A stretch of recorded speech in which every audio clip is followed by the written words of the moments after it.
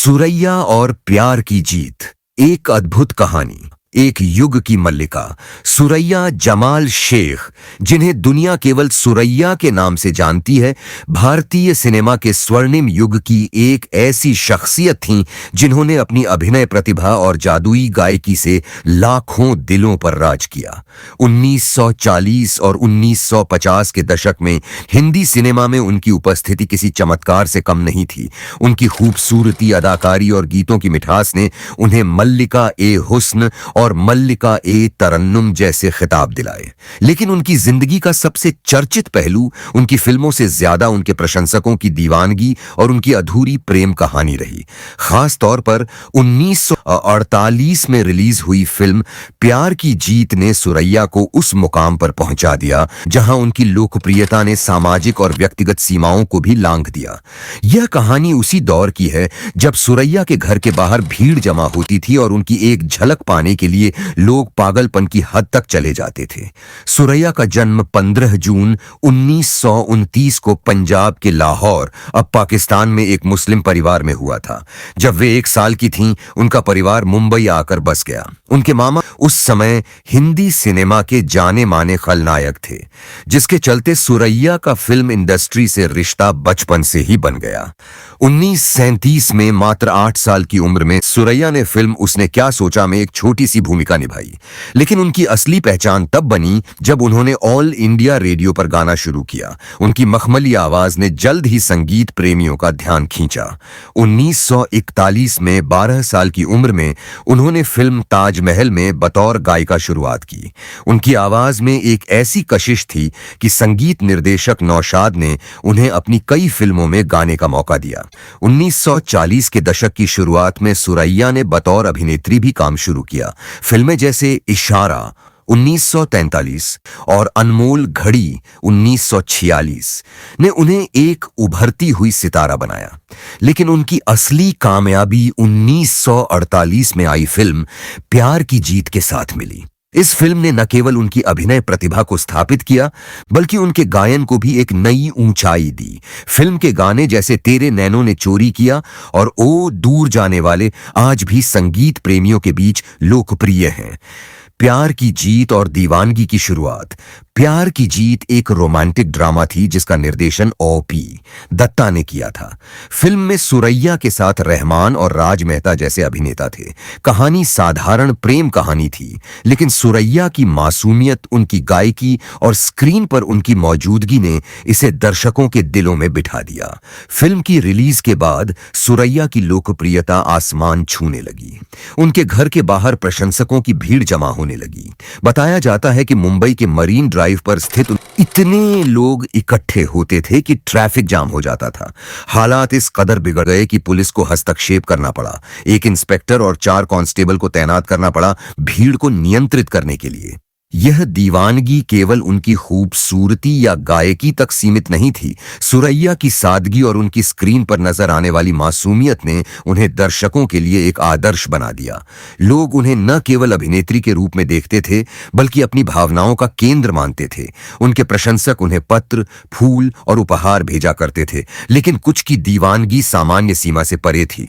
Premiere की वह घटना। सुरैया की जिंदगी में एक ऐसी घटना घटी जिसने उनकी लोकप्रियता के साथ साथ उनकी मुश्किलों को भी उजागर किया। यह घटना हुई थी उनकी एक फिल्म के प्रीमियर के दौरान। सुरैया को फिल्म के प्रीमियर में शामिल होना था। उस समय प्रीमियर बड़े आयोजन हुआ करते थे, जहां सितारे, पत्रकार और प्रशंसक शामिल होते थे। सुरैया, जो अपनी सादगी के लिए जानी जाती थीं, चेहरा ढककर और सादे कपड़ों में थिएटर पहुंची ताकि भीड़ का ध्यान उनसे हट जाए। लेकिन उनकी यह कोशिश नाकाम रही। थिएटर के अंदर भीड़ में मौजूद एक प्रशंसक ने उन्हें पहचान लिया और जोर से चिल्लाया, अरे ये तो सुरैया हैं। बस इतना सुनते ही हॉल में मौजूद लोग बेकाबू हो गए। प्रशंसकों ने सुरैया को चारों तरफ से घेर लिया। हालात इतने बिगड़ गए कि सुरैया का दुपट्टा टूटकर दूर चला गया। सिक्योरिटी गार्ड्स भीड़ को नियंत्रित करने की हर कोशिश करने लगे, लेकिन वे सुनने को तैयार नहीं थे। आखिरकार पुलिस को बुलाना पड़ा। पुलिस की मदद से सुरैया को सुरक्षित बाहर निकाला गया, लेकिन यह घटना उनके लिए गहरा आघात बन गई।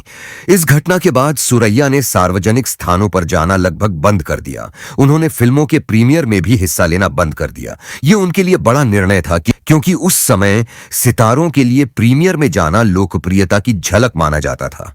लेकिन इस दीवानगी ने अब उन्हें बोझ महसूस कराया।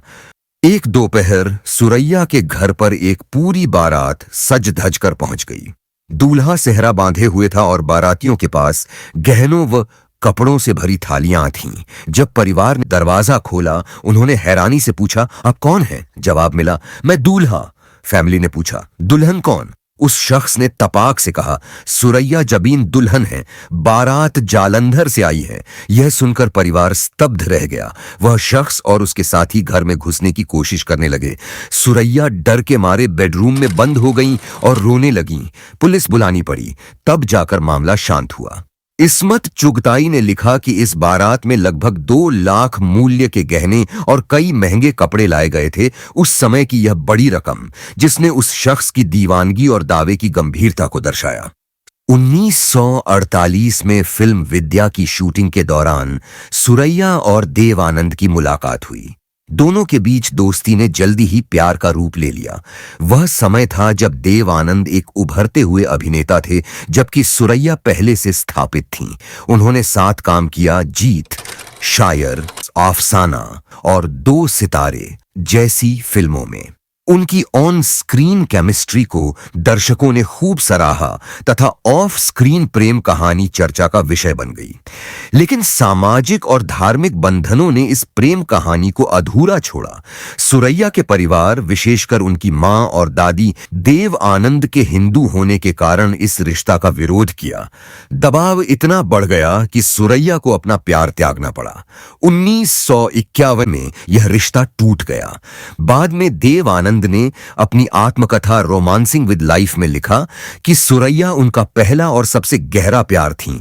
यह टूटे हुए रिश्ते ने सुरैया को भीतर तक तोड़ दिया। उन्होंने कभी शादी नहीं की और अपनी जिंदगी को अकेले ही जिया।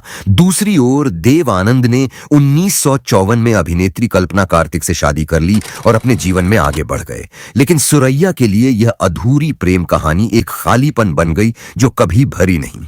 प्यार की जीत की कामयाबी के बाद सुरैया ने और भी कई हिट फिल्में दी। बड़ी बहन, दिल्ली एक्सप्रेस, मिर्जा गालिब और रुस्तम सोहराब। उनकी गायकी और अभिनय दोनों दर्शकों को बांधे रखते थे। लेकिन 1950 के दशक के अंत तक उनके करियर में गिरावट आई। नए सितारे उभर रहे थे और सुरैया ने धीरे धीरे फिल्मों से दूरी बना ली। उनकी आखिरी फिल्म रुस्तम सोहराब थी, जिसके बाद उन्होंने अभिनय और गायन दोनों से संन्यास ले लिया।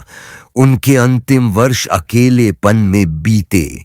31 जनवरी 2004 को 74 वर्ष की उम्र में सुरैया का निधन हो गया। उनकी रूह अब नहीं रही, लेकिन उनकी गायकी और फिल्मों की यादें आज भी जिंदा हैं। उनके गीत ये जैसे आवाज दे कहाँ है, अनमोल घड़ी, मुरली वाले मुरली बजा, दिल की बस्ती और ये कैसी अजब दास्तां हो गई, रुस्तम सोहराब आज भी संगीत प्रेमियों के बीच उतने ही लोकप्रिय हैं। निष्कर्ष, एक अनमोल सितारा। सुरैया की कहानी केवल एक अभिनेत्री या गायिका की कहानी नहीं है। यह उस दौर की कहानी है जब सिनेमा लोगों के लिए एक सपना था और सितारे उनके लिए भगवान की तरह थे। सुरैया की लोकप्रियता, उनके प्रशंसकों की दीवानगी और उनकी निजी जिंदगी की त्रासदी ने उन्हें एक ऐसी शख्सियत बना दिया जो आज भी लोगों के दिलों में जिंदा है। प्यार की जीत ने उन्हें एक सितारा बनाया, लेकिन उनकी जिंदगी की असली जीत उनकी सादगी, उनकी कला और उनकी मासूमियत थी, जिसने दर्शकों को हमेशा अपनी ओर खींचा। उनके प्रशंसकों की दीवानगी, चाहे वह बारात लेकर आए या जान देने की धमकी दी, उस दौर की भावनाओं का प्रतीक थी। सुरैया ने इन सब का सामना किया, लेकिन कभी अपनी गरिमा और कला को नहीं छोड़ा। उनकी कहानी हमें आज भी उस स्वर्णिम युग की याद दिलाती है जब सिनेमा सिर्फ मनोरंजन नहीं बल्कि एक जुनून था।